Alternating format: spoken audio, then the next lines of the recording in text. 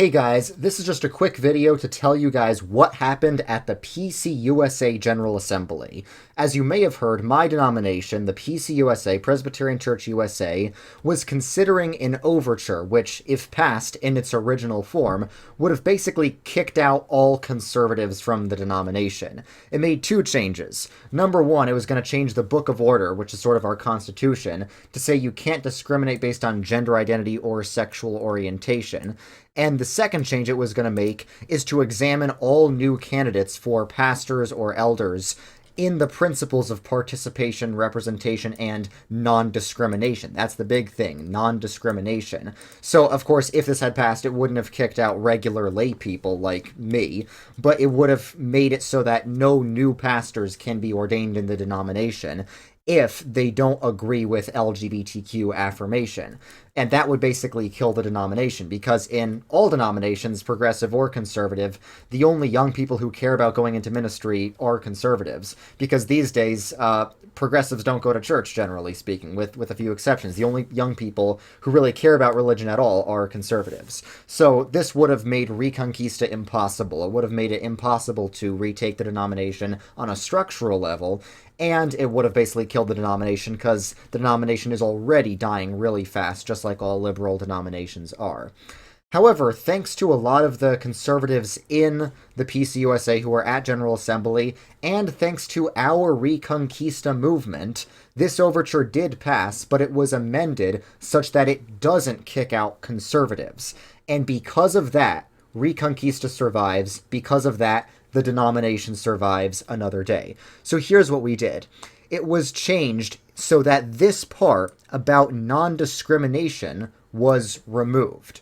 And it was replaced with the historic principles of church order, and it also says councils shall be guided by scripture and the confessions in applying standards to individual candidates. Now, this change, adding historic principles of church order, would not have happened without David Yancey, who is the president of Presbyterians for the Kingdom, the Reconquista nonprofit that we in the Reconquista movement started at the end of 2023. There were a lot of people involved in this. It was a big team effort, but he played an instrumental role at General Assembly. Here is the speech he gave while they were debating the overture, advocating against it.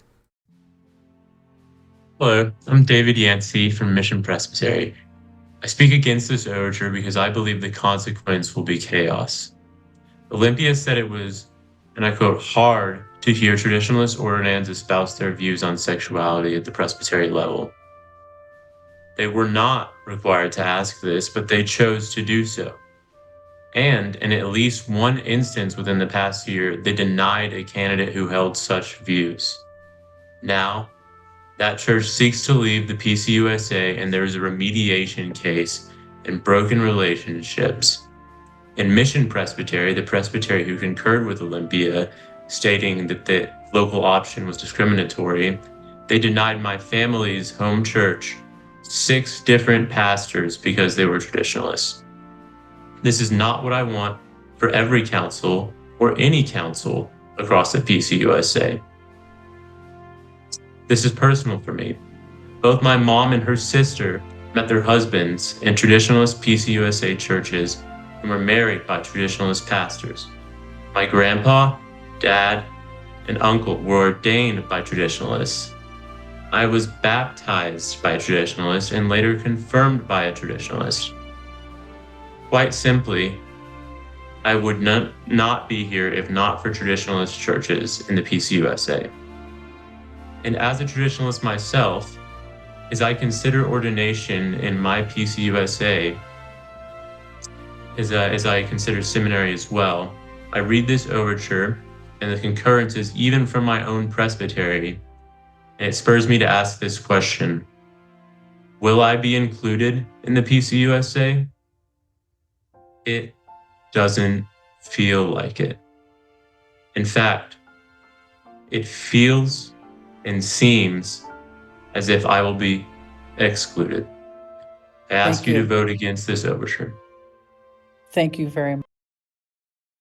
Another thing David Yancey did was using the donation money that you guys gave to Presbyterians for the Kingdom. The donation link is in the bio if you want to donate more. He printed out a bunch of t-shirts telling people to vote against the overture in its original form, and a lot of people were wearing them at General Assembly. It really pissed off the liberals. They tried to ban us from doing that. They tried to kick us out. They tried to say we couldn't do that, but joke's on them. We already read the rules of General Assembly before doing that. So yes, the overture did pass in some form, and it is going to make it easier for LGBT people to be ordained in the presbyteries where they were already being ordained. But effectively, that's the only change, and that was going to happen anyway. No matter what, this overture was going to pass anyway. But what Reconquista did is we prevented it from basically killing the denomination. It wasn't just us, it was a collaborative effort. So you guys made a difference. We all made a difference. Reconquista is a movement that started just a year ago, but a bunch of kids on Discord put together a nonprofit. You guys on YouTube donated to that nonprofit. That nonprofit sent people to General Assembly. And because of that, the denomination survives. It shows that we can make a difference. If you stand up for truth in your denomination, if you don't run away, you can make a powerful difference. Now, here's another reason why the overture should not really scare us.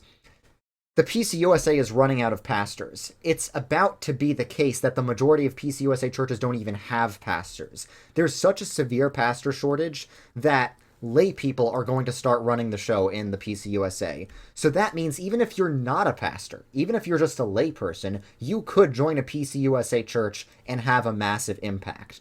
So that's about it for this video. There will be more videos coming explaining this more in detail, but the point is that Reconquista lives on to fight another day. We are fighting for our truth in our denomination, and we will never back down in fighting heresy.